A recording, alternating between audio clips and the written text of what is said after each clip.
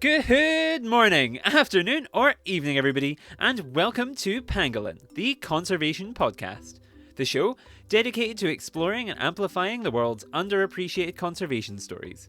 The stories that inspire me, and I hope will inspire you too. I'm your host, Jack Baker, and today I am joined by the incredible Katie Macfarlane to discuss inclusivity, nature therapy, and zoo education. We discuss her roles at some of Scotland's largest visitor attractions, her time running outdoor education and nature therapy sessions, and her current role as the Youth Engagement Officer for the Marine Conservation Society. On top of all of that, we also discuss two of Katie's favourite underrepresented animal groups, local Scottish sea life and rhinos, and her incredible podcast, Wee Blue Dot. As you can probably tell, we have a lot to get through, so thank you so much for joining me. And without further ado, let's get started.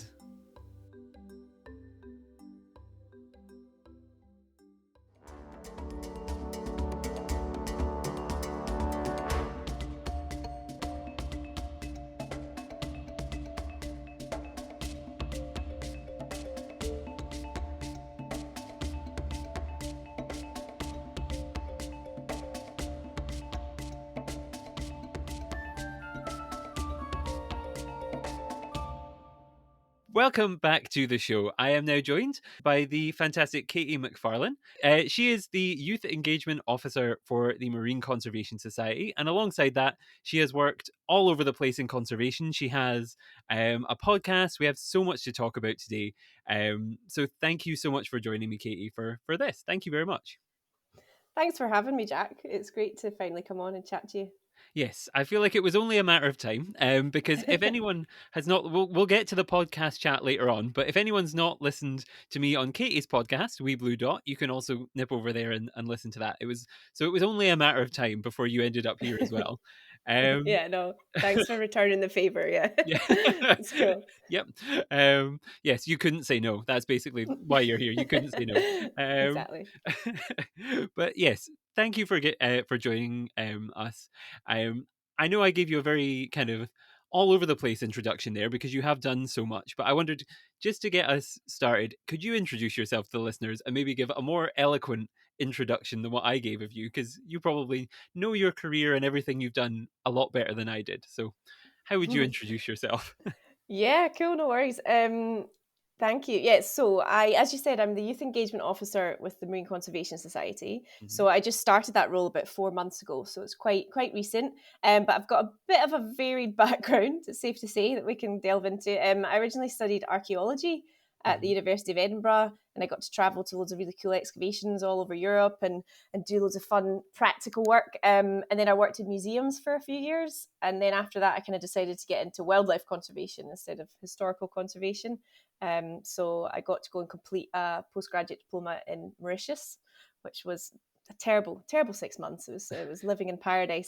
But yeah, and then after that, I came back to Scotland, and I've worked in loads of different kind of big tourist attractions across the country, from like the National Museum of Scotland to the Edinburgh Castle and all sorts of different places. But as I say, I'm sure we'll discuss them a bit more. But they've all had a focus on public engagement. So, I mean, the main thing is I come from a big arty musical family, so I've been around kids and animals my whole life. So it was kind of just natural for me to kind of fall into a role that was educating young people. But what is it they say? You shouldn't work with kids or animals, and we both work with them both throughout the years. Yeah, and wouldn't have it any other way. Wouldn't have it No, any other way. exactly. Yes, and that's perfectly perfect. And it's just kind of touched on exactly why I wanted you to be on the show this season is because we're talking to quite a few people who actually engage different audiences, I suppose, in conservation. Because I guess it's not it's a lot of the time the focus is on maybe the stars of the show, the species that you're protecting, but sometimes I think a big part of the conservation movement is inclusion, engaging people, making sure kind of everybody who can be involved in conservation is involved. And yes, you've had a lot of roles which center around that, and so it's something that I feel like needs discussed more, and you're the perfect person to discuss it with.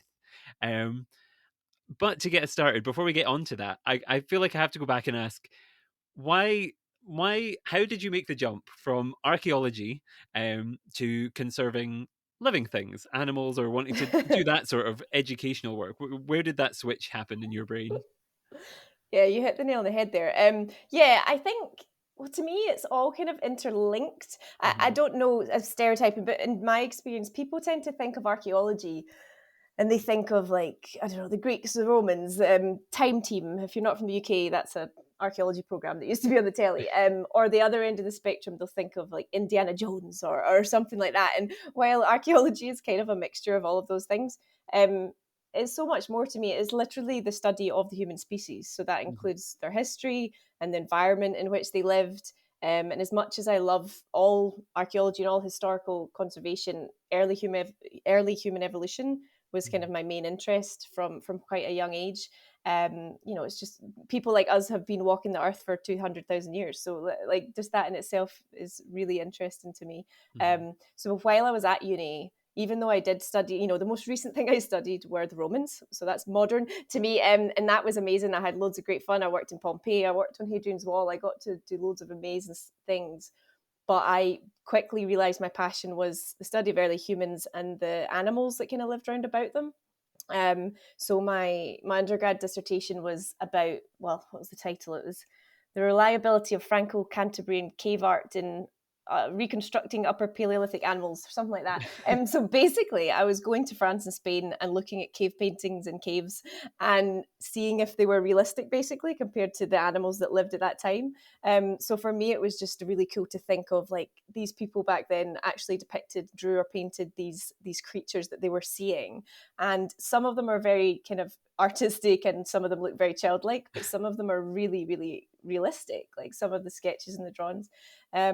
So I guess I had realized I was more interested in the animal environmental side. And then over the years, I worked in the National Museum of Scotland. And I think over the years after university working there, as you said, I kind of realized I'd rather work with live animals than dead animals. So that's when I started exploring conservation options, which wasn't easy. I did a lot of volunteering to Hmm. try and get any sort of experience. It's tough, as you know. Yes, yes. It's one of those things I think that yeah, everyone has to do the kind of unpaid, harder kind of labor at some Yeah. point to kind of jump over. Yeah, And it's yes. so important now, though. Like, I mean, when I was at uni, I think you didn't have to do that volunteering, but I did. But I think nowadays there's so much competition that it's kind of expected. I think, and that with a lot of the young people that I've worked with anyway, yeah, you have to kind of be volunteering in different places and gain that experience. So it's a difficult balance. Mhm. But yeah, and it costs a lot, to study anything, it costs a lot of money. I mean, I got the chance to go and do a postgraduate course with Durrell in Mauritius. So it was a postgraduate in endangered species recovery, and it was Mhm. fantastic, but it cost money. I had to really plan it and sort it out and stuff. So it was an amazing experience. But yeah, as I say, there's a lot of effort goes into it and a lot of networking. But while I was there as well, if you like talking about the environmental education side of things, while I was in Mauritius, I started working with local school kids in the local Mhm. community. And I think that's where I really kind of realized conservation is amazing. But for me personally, it's much more important that we teach people about it, and Mhm. particularly the younger generation. So yeah, I think that's where that love kind of developed. Mhm. That's yeah, that's really interesting that it was kind of yes, and it's lucky you went to Mauritius and did that degree then because it's set you down. You didn't just get 6 months in paradise; you also got a lifelong passion, which Yeah. is good. Um, yes, I feel like I want to start asking about Mauritius, but I feel like that could lead down a long, long conversation all of its own. But yeah, I You can guess ask a little bit if you want. As I yeah, I say, was I can gonna. control I'll do some. it. We'll do a short conversation about Mauritius, which was kind of yeah.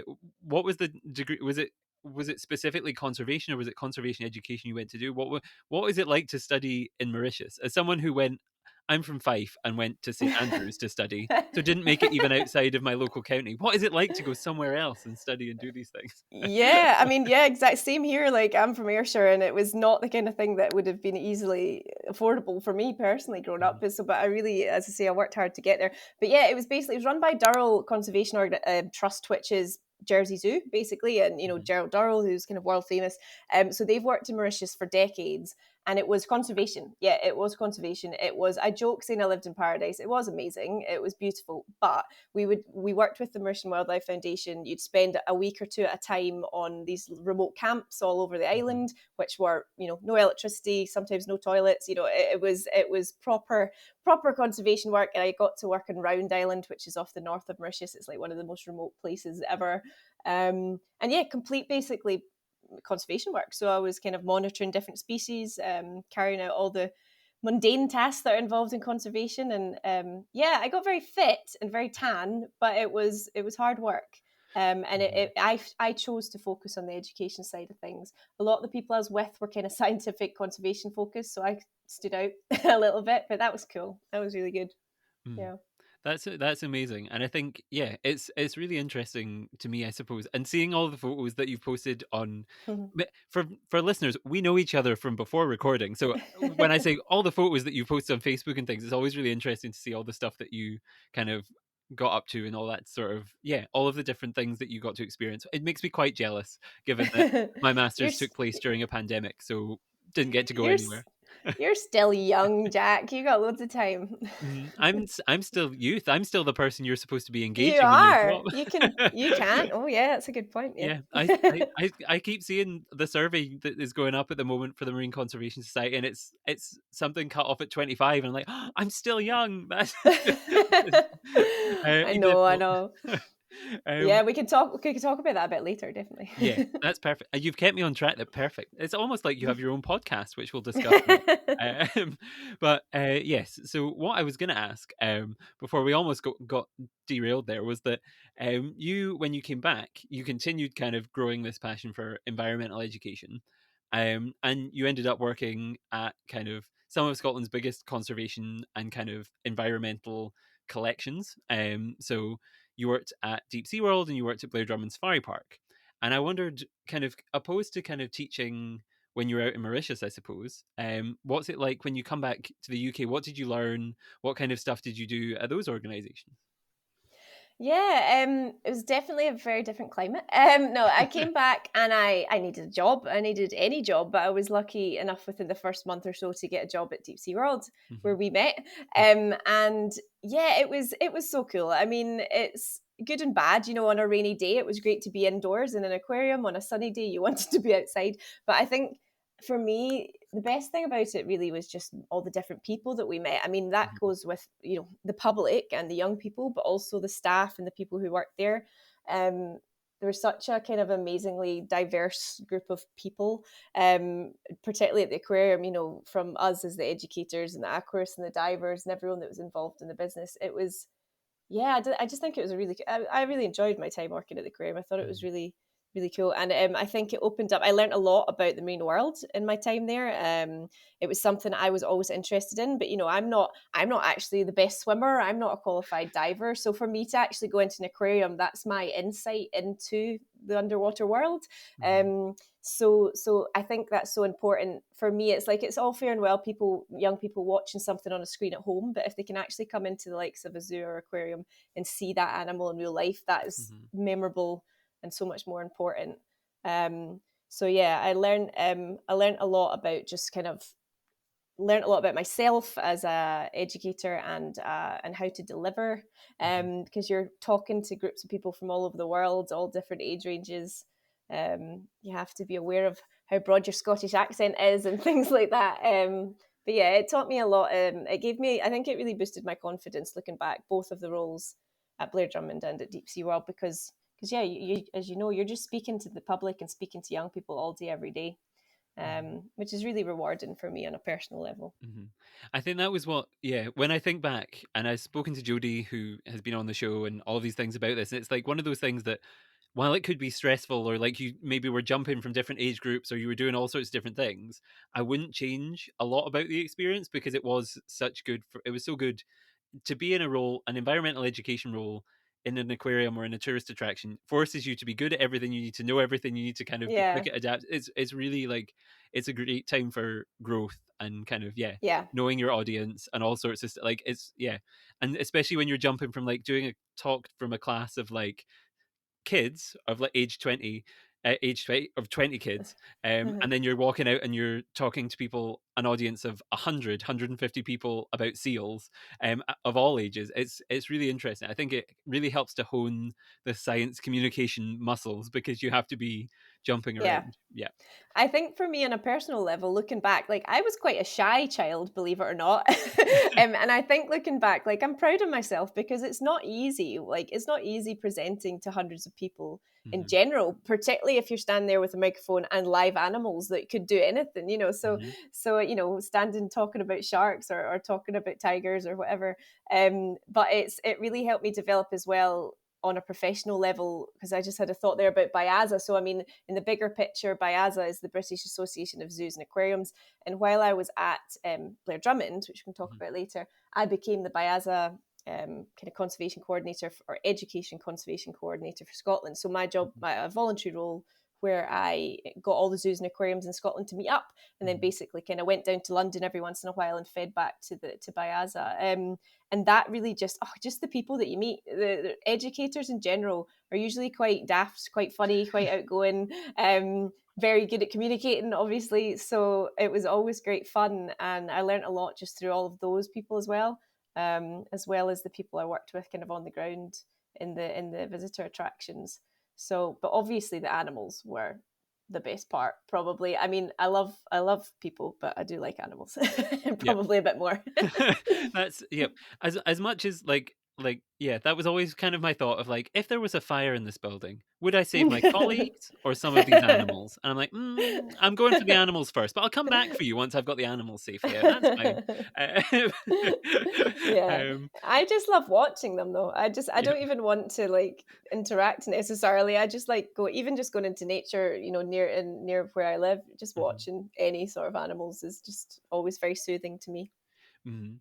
Yeah. And I think especially over the last few years, that is what people need is like going out and seeing these animals and kind of yeah. And yeah, I found that like last week I took a day off work because I just needed, after a while you just need some time to like breathe, Hmm. and I need a day to myself to do. And I went to the zoo, and even though I sometimes work at the zoo, going and just watching animals from a distance and being like, oh, and it was during the week, so it was nice and quiet. Like it just it helps, kind Yeah, of reground yourself almost. And yeah, it's really, really, yeah. yeah. I always like just watching and just seeing them going about their day to day lives. I mean, I was talking to someone about this the other day actually about, we've both experienced it, but, when I worked at the safari park, you would occasionally meet people who thought that, they were like your pets and you would go into an enclosure and cuddle them and things like that. And we obviously really emphasise that no, they are still wild animals. They just happen to live here Hmm. and have been born and bred here. But I've always genuinely just been happy to look like, Hmm. okay, I love domestic pets and I love animals at home, but yeah, when you're talking about wildlife, it's just kind of a privilege, I guess, to be able to see them behaving, even whether that be in captivity or in the wild. For me, it's exactly the same. I mean, we know that having worked in zoos and aquariums, that the people, the zookeepers who look after the animals, do such an amazing job with the enclosures and their Hmm. care that these animals are exhibiting the behavior as if they would out in the wild. So Hmm. yeah, no, it's really. I'm going to the zoo soon. Yeah, it's definitely a soothing place. Hmm. Take loads of photos Yep. as Yeah. well. That's been my pandemic hobby, has been trying to be good at photography. And I'm like, I keep showing people my phone lock screen now is like, look at this photo I took. And they're like, that's amazing. You must be such a good photographer. And I was like, that took me 1,000 pictures. Uh, but yes, before we go down that rabbit hole, back on track slightly. I was going to ask, opposed to kind of maybe Deep Sea World, what was the role at Blair? Was that different? Do you feel like you learned the same? You appreciated the same things? Or was that kind of a completely different learning experience for you? Yeah, so yeah, at Deep Sea World, it was kind of more visitor engagement, I guess, Hmm. and education. Whereas at Blair Drummond Safari Park, I was an education officer, and then I was head of education and conservation. So yeah, it was a really small team. Hmm. But as you mentioned earlier on, where it's 101 things you've got to do every day running about, but I thrive in that kind of environment. I like to be kept busy. And yeah, so I was involved in developing all the education material, including all the kind of formal curriculum linked activities, but also all the Hmm. informal, so all the talks and experiences. So yeah, everything. I was on the ground with the team that I worked with, who were amazing, doing a talk about tigers one minute, and then running across and doing a talk about rhinos. And we got to help deliver the animal experiences. So if people had come in to feed the meerkats or feed a giraffe, we had to do things like that, which was terrible. No, it was great. I love the giraffes in particular, but yeah, so there was obviously a managerial and strategic side of it as well. But yeah, it's a beautiful, Blair Drummond is a beautiful location up near Stirling. It's on an old historic estate, and yeah, in the summer it's a great place to be. It's really cool. Yeah. Yeah, opposed to the big concrete box that was an aquarium, that must have been Yeah, much nicer. that was cool on a rainy day. Yeah, that was fine. Yeah. Yes, yes. Yeah, but Um, saying that, before I go off on a tangent, there's nothing better than we the visitors to an aquarium see the kind of under front of house, see the tanks, but we got to see the behind the scenes. We got to go in and do the dives and see the tanks from above and all that kind of stuff, and it's just, they're really fascinating to me, aquariums. Yeah, there's a hell of a lot of work that goes into keeping them running smoothly and safely. Yes, yeah. It's one of those things that the best moments were like sometimes when you were almost on the theme of watching animals, where you just kind of got to sneak behind the scenes and behind kind of, you'd be amazed where certain pathways lead and how people have to kind of duck and go this way and that way under pipes and all sorts. It's Yeah, and an see amazing. Stella the stingray as well. Uh, an absolute You love favorite. Stella. I still my favorite. The best. Um, Yeah. but yes, I feel like I've definitely rambled about my love for her on another episode. I No, I definitely have. think So what I was gonna ask though, and I've been asking, I asked Lizzie Seymour, who works at the zoo, and I'm gonna ask you the same questions, the same question, because I think it's a good question to ask people who work in conservation, or kind of conservation roles, especially in zoos and aquariums, and that is, which animals from Deep Sea World or Blair Drummond that maybe the listeners, or not the listeners, the visitors didn't necessarily appreciate. Which animals would you highlight to them? Because at the end of the day, you're on Pangolin. It's all about underappreciated animals. I want to know, which ones would you like to shine the spotlight on? Yeah, of course. I think on the aquarium side of things, everybody loves a shark. Obviously, everyone Mhm. wants to go in and see the big sharks, which are amazing. I absolutely adore sharks and rays in particular. Um, but I guess when I was at Deep Sea World in particular, I really liked trying to educate people on the little Scottish species that we Mhm. had. I know growing up I was the same. You have a tendency to maybe be more interested in the exotic species that live in far off tropical hot countries, which is great. Mhm. But I now, as I've gotten older and had more exposure to kind of environmental education, I think it's so much more important to kind of teach young people or adults what's in their own backyard. Like, just the fact that most people I speak to today don't know we have sharks around about UK. We have Mhm. loads of different types of sharks around about the UK.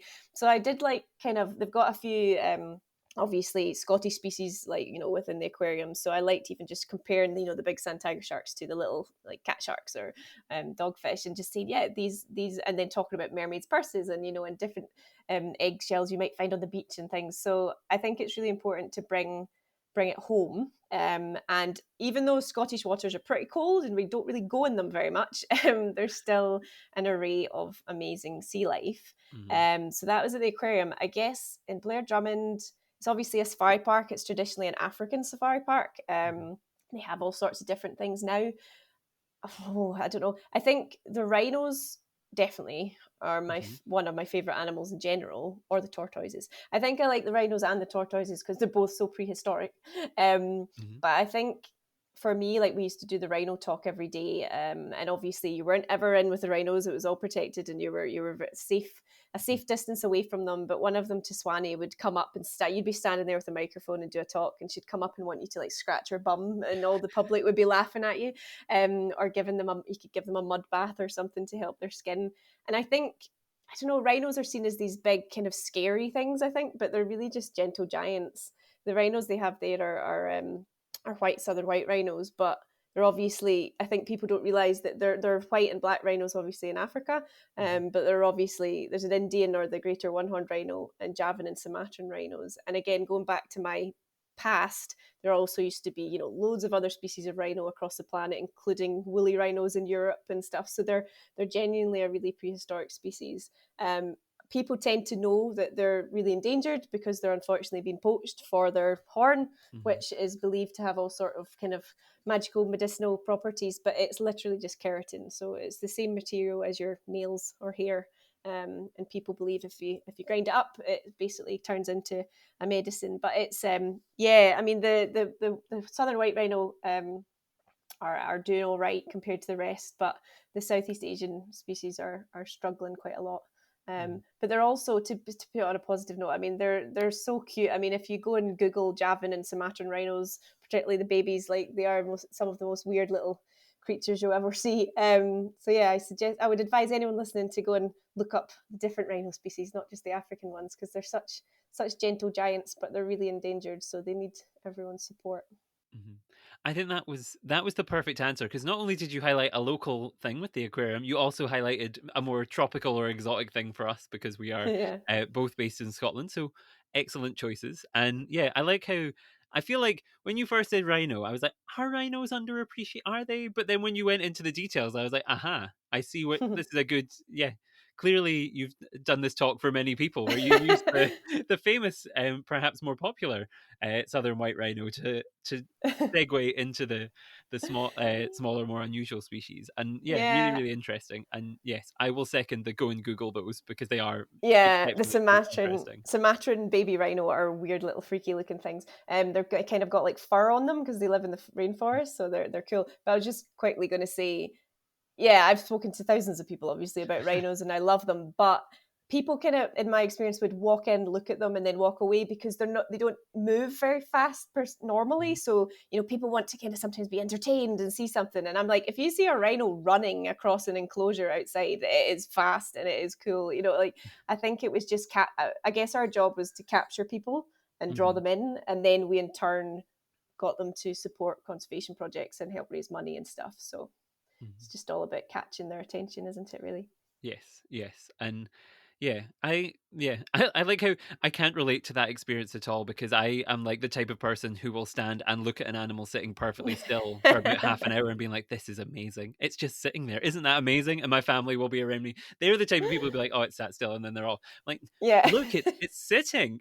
Like, yeah. So I can see how we have both ended up in the roles we have in trying to capture people because Yeah. it No, takes I know what you mean though. yeah. And you get a whole variety of visitors into these kind of attractions. So you've got to be able to cater for everyone, I guess. Yeah. That's so yes, that was a brilliant answer. And yes, I'm almost very jealous. I would like to it makes me like I'm working at a botanic garden now and I'm kind of part-time working at a zoo, but I need to get back and I want to go and see some rhinos now. I think I'm gonna need I a day off know. to go and see some rhinos. But yes, that's fantastic. And I think sets up really well kind of your background and what you've done in the past, in the slightly more distant past, to do with conservation education, where kind of your passions all kind of came from, and highlighted some excellent species. But more recently, we've obviously the last 2 years have been slightly disrupted in terms of environmental education, given the fact that we can't see people necessarily all the Mhm. time. To Mhm. educate them, we can't kind of have people face to face as much. We can't do all these things. Yet somehow you have still managed to find every avenue you can to do environmental education work.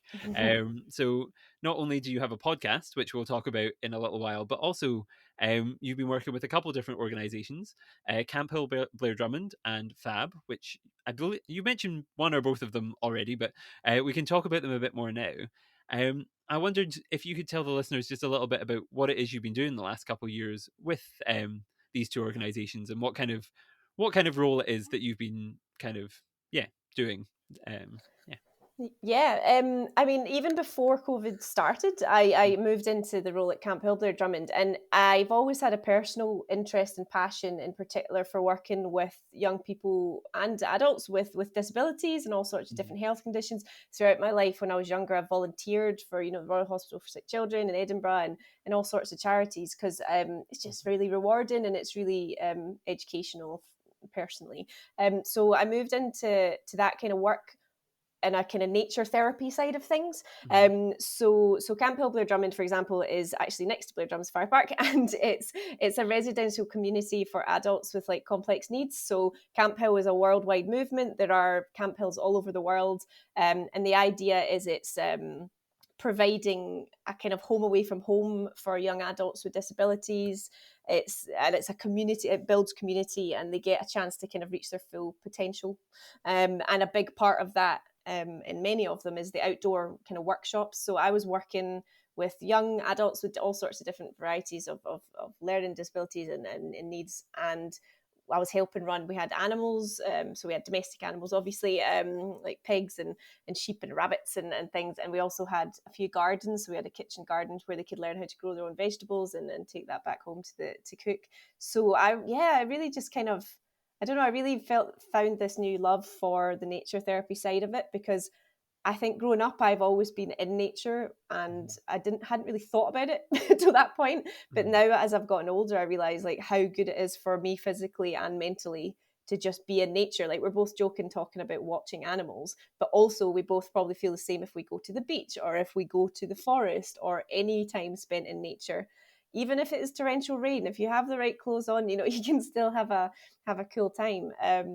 So yeah, it's been a really rewarding experience working in the two different organisations. FABB Scotland is more focused on outdoor sport and recreation. So I was based up near Callander in a big youth hostel, and we would run kind of residential weekends for, again, young adults and teenagers with disabilities. And basically just, it's partially to get them outside, have fun and learn things about nature and do fun outdoor sports. But the main focus of both the jobs really is the kind of community and social side of it, developing friendships, developing social skills, and yeah, just being treated as equals, not being treated differently, which I think for both organisations, you see the person first, you don't see the disability. So it was, it's a huge passion of mine. I'll always continue to work in that kind of field in some way, whether it's voluntary or whatever. But yeah, I think the nature therapy side of things is very interesting, I think. Mm-hmm. Mm-hmm. And just for listeners, in case they're not familiar with nature therapy, is it essentially just the kind of, obviously it's probably there's a lot of theory and probably complex thoughts behind it, but is it basically getting out in nature and doing these outdoor activities to try and kind of relieve stress, or just kind of do all these kind of things? Yeah. Could you tell me a little bit more about? Yeah, I mean, I am by no means an expert, but I guess Mm-hmm. it's just spending time in nature. I guess, put in simply, it's kind of the practice of being in nature to boost health, and Mm-hmm. whether that be mental or physical. But also, as I mentioned, to create experiences and to develop connections, and so that could be Mm-hmm. outdoor sport, or it could be mindful walks like we do in my current job. Some of the organisation has been organising kind of mindfulness walks with local communities, or like our background, just being around animals. I mean, that's more specific, I guess, than just being in nature, but working with domestic animals and the animal therapy side of things, obviously, as well, was a big part at Camphill Blair Drummond. So it's we've all seen over the last 2 years in particular how nature benefits the mind and body. So I'm glad to see that I hope people are recognizing that more and more now because of COVID, how important it is for us all to just be able to get out and walk every day at least. Mm-hmm. Mm-hmm. Yeah, that's I couldn't agree more with that kind of that idea, and getting people out there and forming these connections and kind of building. It makes you healthier physically, mentally. All of these things can really kind of benefit you. And I like the idea of how you've been kind of doing it in a very inclusionary way to kind of bring in people who might not necessarily otherwise get to experience nature because Mm-hmm. of just given the circumstances. Yeah, I've spoken previously to a couple of people from um, the Highland Wildlife Park who run the Wildlife Wombles program up there, Wombles, and how yeah. they kind of they take these guys into nature and do these activities, and it boosts their self-confidence, and kind of makes them kind of have like they kind of forge friendships and kind of all this sort of stuff. And I imagine the work that you do is very similar and similarly rewarding for them and you to kind of experience Yeah. all of that. Of course, yes, Jasper up at our Yeah. worlds are so interconnected in Scotland. I mean, I actually went up with some young people from Camphill to meet the wildlife wombles up at the Highland Wildlife Park with Jasper. Yeah, so yeah, it's very similar to that. I guess my roles were more, it was more kind of residential and people who actually lived there, you know. So no, definitely I think I get probably even way more out of it than the young people do. It's just such a rewarding experience, and you learn so much as a person, because generally they're so genuine. But the other thing I just thought of there was, there's been a huge kind of interest in recent years in nature therapy, I think, as well, and spending time outdoors. And I read a book recently by Richard Louv called Last Child in the Woods, and he talks about nature deficit disorder. So this idea that in the last few generations, we're spending more time online. Kids are playing computer games, and while I grew up with three big brothers and understand that's so much fun, we're spending so much more time indoors. And we evolved, back to my archaeology days of early human evolution, we evolved to be outdoors. And okay, we want shelter, we don't want to sleep out in the cold, but people are really disconnected from nature, I think. So if I can do anything to try and help encourage that interest, then I'm happy. Yeah, it's really, really interesting. And I think, extremely, yes, a great thing to be doing and a very rewarding thing to be doing. And yes, again, slightly jealous of getting to do it. Because, it's something that, I always find when you see kind of kids or whatever it is kind of engaging with something they've never seen before or whatever, or being able to do something they've never done before, that's when it's like fantastic. And you're like, this job is worth it. Like, you can see the light in their eyes and the kind of love Yeah. for nature and stuff, bro. That's what makes I it so think fun. every child, no child, all children are born with an interest in nature. And I think it was David Attenborough in one of his programs saying, like, it's either encouraged or it's not. As I say, my 6-year-old nephew probably knows more about the natural environment than I ever will, because he's just so passionate about it and interested. So yeah, I understand not everyone is as interested as we are, but if you can instill a little bit of interest, just to protect it, and not destroy it, then that's a good thing, I think. Yes, because there's one thing to be adventurous, and then there's adventurous and careful is another. Like, don't just stomp on anything you see, and that's not Yeah, maybe not the best way, but yeah. really, really interesting. Um, I suppose something else kind of. We have so much to get through because you have done so many different things that I'm hesitant to leave that topic behind, but we should keep moving on, because during the pandemic, not only were you doing all of these things and kind of connecting people with nature and doing all that sort of work, you were also decided, as if you weren't busy enough, to set up your own podcast series as well. So you're the host Yeah. of We Blue Dot, which has released a whole series with fabulous guests such as myself, obviously, and many others.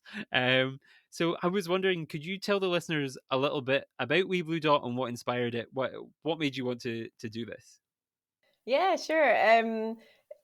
Wee Blue Dot is a conservation podcast, so it explores conservation today, I guess, and interviews a vast array of people that are involved in conservation. So as my background is not kind of the typical background, I like to speak to people from all walks of life who've come into it from different angles. So yeah, there is a focus. Personally, I always try to focus on like how the people I'm interviewing got into that line of work, as we've discussed today, because it's not always the same. It's not always easy, and I think particularly young people who might be listening, it's really good for them to hear how people get involved in these kind of conservation roles. So yeah, I basically, to be honest, was sitting at home, working from home in the middle of a pandemic, going a bit doolally, as we say in Scotland, and I think I was really missing conservation at that point in time. I was enjoying the nature therapy and working at Camphill and stuff, but I was just thinking, I've got all these amazing contacts all over the world. Why don't I use it? And I have to say, my partner as well, he actually runs a podcast for his work and his role, and he kind of made it seem so easy and showed me how to do it. So I thought, all right, I'll just try this. But it wasn't on a personal level. It was a kind of personal project for me to just see if I could do it and how it would go. And I would say it went really well. You had you recorded so many episodes so quickly. They all came, it was really, really fantastic. And with Thank brilliant, you. brilliant guests. Some similar to us. You also had Julian Fennessy, Yeah, fantastic, fantastic speaker. yeah. And all sorts of who. What were some of your highlights? Who were your favorite guests? Who were you kind of? Oh, I What don't were? know. Oh, maybe not favorite. I'll take away Ob- favorite. Who were some of your I guests? was Because going then to we're say, gonna obviously you, Jack. No, obviously me. oh no, I Apart joke. me removed. No, I joke. Yeah. Oh, Julian's hilarious. He's funny. Mhm, Some of them, so far I've recorded one series and or one season, and it's had 15 guests.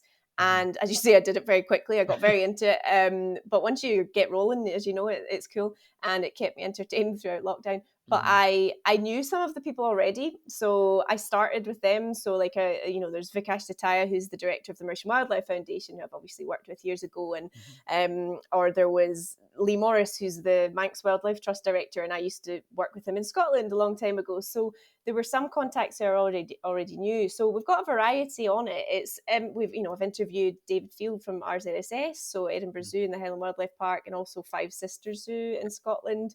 I've also I did want to include some Scottish guests, but mhm, also there's quite a few South African.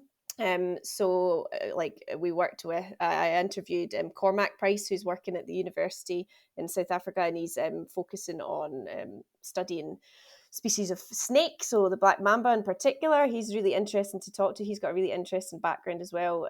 Also, the rhino orphanage, fantastic. A bunch. It was three lovely ladies that I interviewed at the same time for that one, doing amazing work.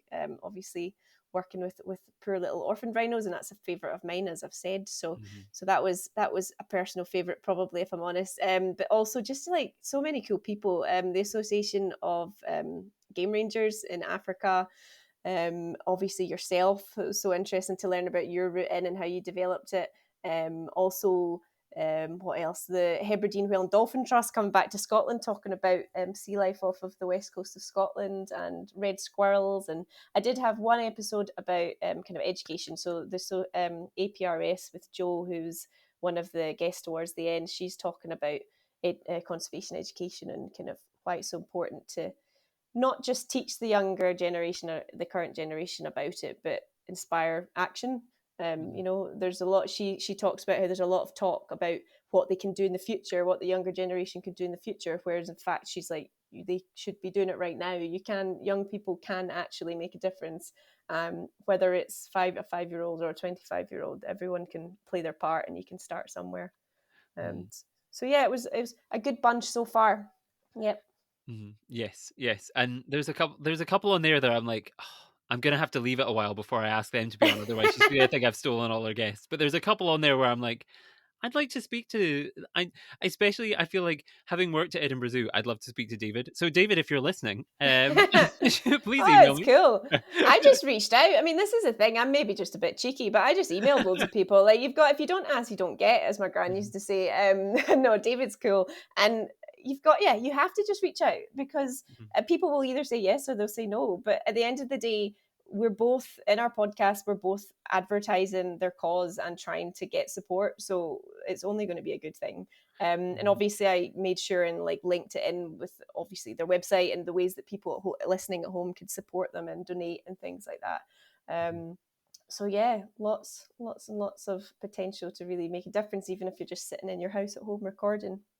Yes, and yeah, that's what I always like to. The way that I see it is like, I people are always like, "Oh, your podcast, like that's so interesting." I'm like, it's nothing to do with me. I just sit there and ask these people these actually interesting people questions. I'm just the kind of vessel to deliver it to you. So yeah, I always the same kind of enjoy kind of making it as a podcast, but really Yeah. it's kind of just me being cheeky and being like, I want to talk to my conservation heroes. So I'm going to shoot these emails out and see see if anyone replies. Yeah. It's Um, also for me on a personal level, just speaking to people in other parts of the world where I've mhm, never been, might never go, and just actually hearing about what it's like, life is like on the ground. And we mhm, talked, and probably most of them, about COVID as well, because everyone was going through different levels of lockdown and experiences with it. So it was really interesting for me just hearing what was going on across the planet. We're mhm, so lucky we have the ability to do stuff like that, just from with the technology today as well. That's the one benefit of the pandemic is everyone is now familiar with Zoom and Teams and all of these kind Yeah. of things. So you can ask these people who maybe usually would be out and about doing things, and they were kind of as equally as free as us in sometimes because they were kind of trapped at home and looking for people to talk to. So yes, I can. Yeah. Yeah, it was maybe the one, if I can really dredge through for a positive, that would be the one that you can get. You can Yeah. talk to really interesting people. That Um, and also people getting outside. Yeah. People yes. suddenly realizing, oh wow, there's a big world out there. I'm gonna go and climb that mountain, or I'm gonna go and walk up that hill. And yeah, Hmm. that's been a huge benefit for me personally, just seeing even friends and family that maybe historically wouldn't do stuff like that, just getting outside. So Hmm. yeah. Yeah. Okay. And I'll add a third in also getting to explore your own country and explore Scotland. Yeah. And I think like that was a benefit for me because I feel like a lot of people did kind of explore what was around about them instead of flying off to Greece or Spain or wherever kind of they would go on their classic holidays to go for an all-inclusive whatever Yeah. it was. They kind of explored. Yeah. So Yeah, yes. Okay. totally. Okay. Then maybe there was some. I'll take back my previous statement. Um, but I wondered, kind of based on the before we go down that route of pandemic positives, back to the podcast, I wanted to ask kind of what are the plans, if there are plans for season two? What are your thoughts on making more of Wee Blue Dot? Yeah, I'll be honest. I took a break from it for a few months because, as you know, it's a lot of work. It's a Mm, lot of work. For me personally, I don't like sitting in front of a screen all day if I can help it. So to be working on a computer and then sitting at night and editing a podcast, it was on a personal level quite a lot of work. So I took a break. But I am going to start it up again. I'm speaking to a variety of different people to get the ball rolling. So I'm hoping in a general way to cover inclusion, I guess, a bit more in the conservation sector. Whether that's the kind of nature and outdoor therapy side of it that we've discussed, or if it's topics such as gender or race or underrepresented groups. I'm really interested in going a wee bit off the beaten track and kind of speaking to people who are working in kind of more unusual roles. And I've been speaking to people from the United States all the way to Australia. So hopefully I'll get a few more continents in compared to the first series. So yeah, it's exciting. There are loads of people out there who are keen to get involved. So mhm. everyone can keep their ears peeled. Hopefully it'll be out soon. Yes, and I think that's a good angle to take because it's like it's what you're interested in, so you'll remain kind of passionate about it, and it won't be like you're editing, being like, "Why am I doing this?" It'll be Mm-hmm. kind of really interesting for you. It's something that I don't think we talk about enough in Mm-hmm. conservation. Is that Um, yes, it's very, very white. And yeah, Mm-hmm. so it's really, really interesting to hear and perhaps the stories that, yeah, aren't Yeah. highlighted enough. So that Yeah. will be really. I will be tuning in. I'll be following. I already follow. I'll follow on more podcast streaming services beyond the ones that I already follow on. So I'll be really, really interested to see where that goes and what comes of that. And yes, I'll put links for it in the description of Cool. this episode so everyone can go and listen to the 15 that are already out. That's a very impressive. I did 6 season 1, so 15 is a. I'm impressed. I maybe got a Um, bit too excited. But yeah, no, it allowed me to have a bit of a break, I guess, and hopefully people are still enjoying listening to it and stuff. Yeah. mhm. Yes, yes. I know I am. I know. I keep bringing her up because you also know Jodie, but I know Jodie listened to a good few of them as well. So, yes, Cool. we can wholeheartedly recommend that you go and listen to those. Obviously, in your Thank you. breaks from listening to Pangolin, the conservation podcast, don't fall behind on our episodes, but still, you can go and listen to Katie's. Thank Um, you. yes. But yes, that brings us all the way up to today. We've covered kind of Blair Drummond. We've gone back. We've looked at Deep Sea World. We've covered the pandemic. Hesitant to say we're past the pandemic, but we're coming to current day, which is where you find yourself now, which is the Marine Conservation Society. Um, Now, I've spoken to Catherine previously, really in depth. Catherine Gemmell also works for the Marine Conservation Society. So, if you want to listen to kind of a really in depth chat about that organization and kind of marine conservation, you can go and listen to that episode. Because if we got into it now, we'd probably record for another 50 minutes. So, we kind of, but besides, the point of all that ramble was I wanted to ask you what is it that you do with the Marine Conservation Society? And yeah, what's your role? And yeah, could you tell us a little bit about it?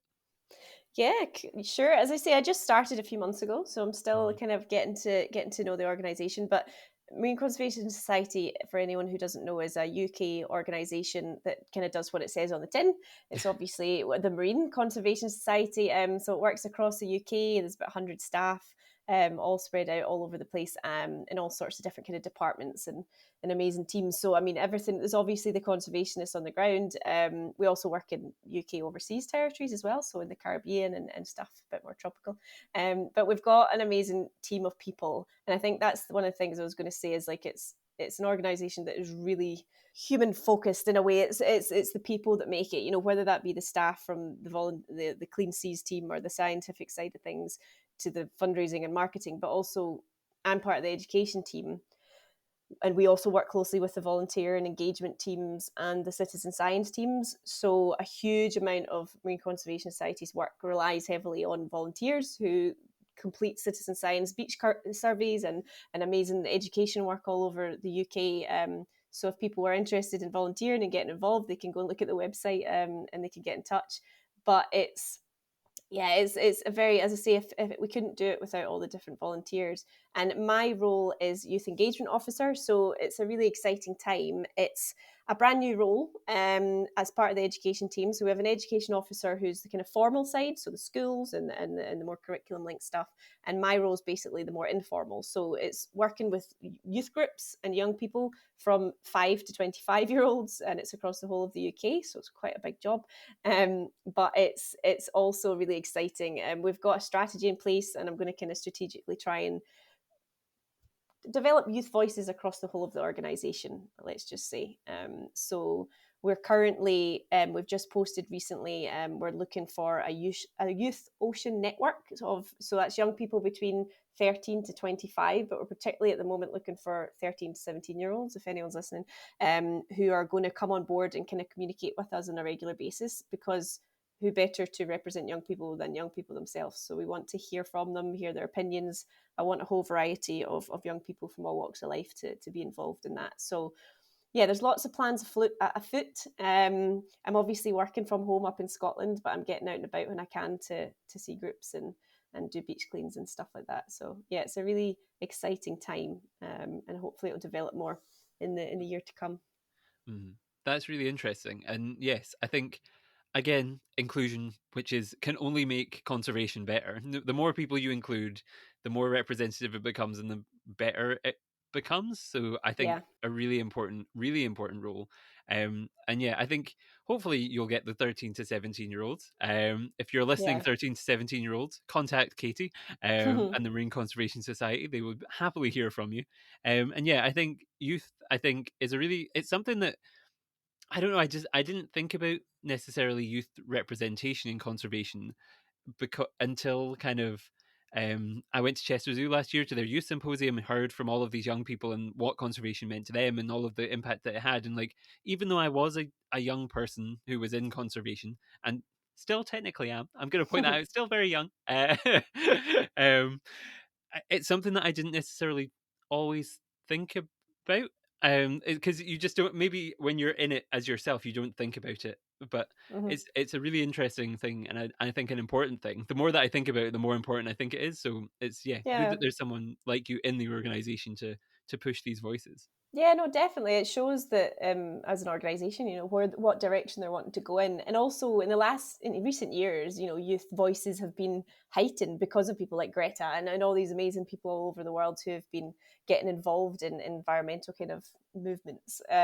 So it's not to say it's trendy, but it's more popular than ever. You know what I mean? It's there's a generation across the globe that are much more environmentally aware, and in my opinion, sometimes speaking much more common sense than the older politicians who are in power. So I think it's incredibly important. As you say yourself, you're technically in that category of a young person, and look at all the things that you've done and you want to get involved in. So, but I equally think it's important to chat to and work with 5-year-olds, because again, they are so knowledgeable and so capable, and it's important to have their opinion. And even if that's just getting them involved in being outdoors and kind of protecting the marine environment, a big part of it as well is going to be we're the Marine Conservation Society, and we live on an island. And even though it's a lot of people live inland away from the sea, we're not a huge island. We're not like Australia or something. People can get to the coast, but also there's a huge part of it that's sourced to sea. About 80% of marine litter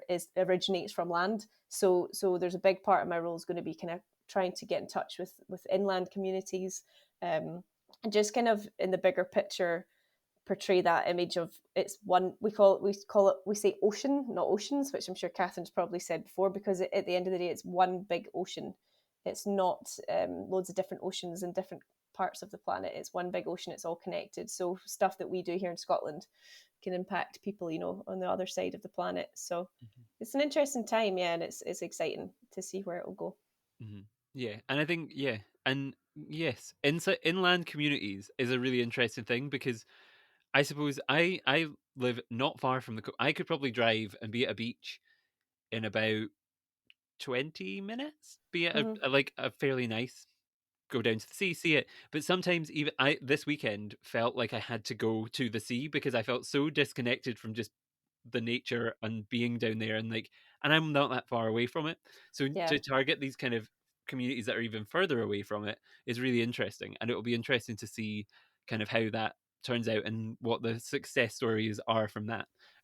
Which yes, I'm sure we'll have to hear from you again at some point all about Yeah. that thing. Yeah. It's all about accessibility, really, and that goes back to whether we're talking about our visitor attractions we've worked in or the Marine Conservation Society. Not everyone has the luxury of being able to go to the beach for fun. A lot. I've worked with a lot of young people who've got much bigger problems in their life than marine conservation. But if you can encourage them to kind of develop that love of the ocean, say, or the beach or the rivers, that's a start and like a step in the right direction. And that's put that statement and that little audio clip, I think, has put a perfect bow on everything we've talked about, because all about accessibility, as you say, whether it is kind of going back to the start with kind of we kind of talked about it even a little bit about when your education and going abroad and how you had to save and do all these things, then with kind of bringing it to school kids and families, and then people with disabilities, and then people who just needed to get out into nature. Like, you've summed it up perfectly there. So if you want, perfect, brilliant, and yes, that leads me so nicely onto my final question, which always is: if someone is out there listening to the podcast and wants to do something for conservation, what is it that you would tell them? What piece of advice would you give them if they want to get involved in conservation?